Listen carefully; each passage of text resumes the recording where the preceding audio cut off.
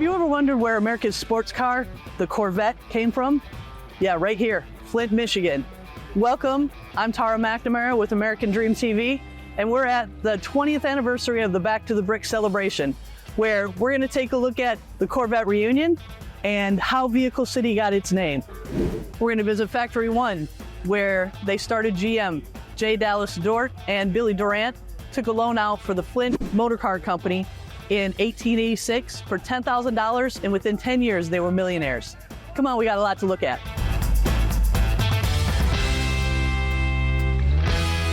So before we get started, I have to give you a little tutorial about Michigan and talk to you about the mitten.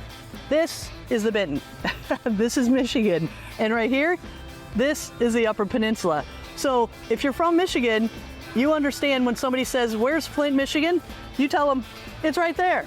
And the other thing is, in Michigan, we drink pop, not soda.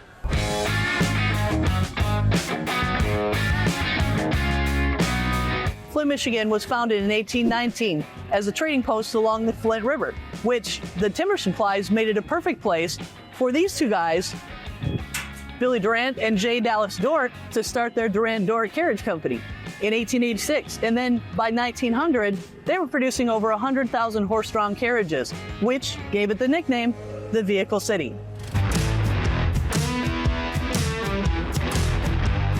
And we're here at Factory One, the original starting point of General Motors.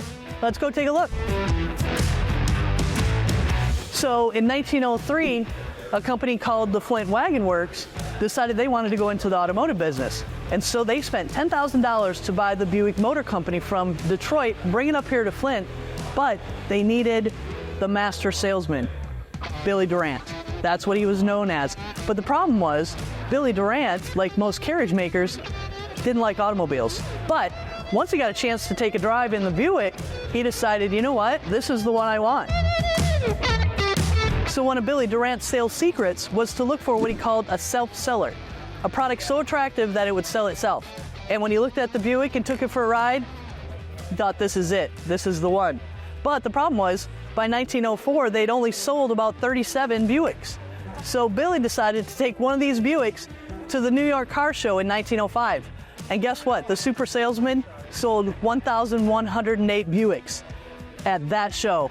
And that was the jumping point for starting General Motors. He started it with the vision of a large company manufacturing not just one automobile, but several types of automobiles, and the parts to make them, as well as the financing for the people to buy them. And the rest, as they say, is history.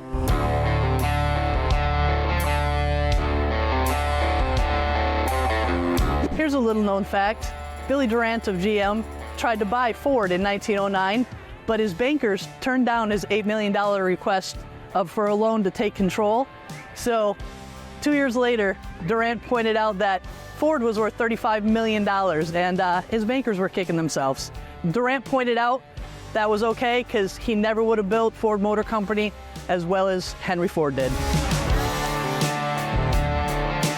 I've got Gary Drago with me, the founder of the Corvette Reunion Club. And Gary, thank you for talking to us. What's awesome about Corvettes? How did you fall in love with them? I fell in love with Corvettes when I was a kid. My brother and all his buddies had Corvettes, and these cars were bloody fast. They sounded really cool, and just had to get part of that action. So what's the best thing about Back to the Bricks? Back to the Bricks is a car show like probably no other, because of the fact that you can come here, the cars get parked, and people can walk around and admire them, look at them, stare them for as long as they want.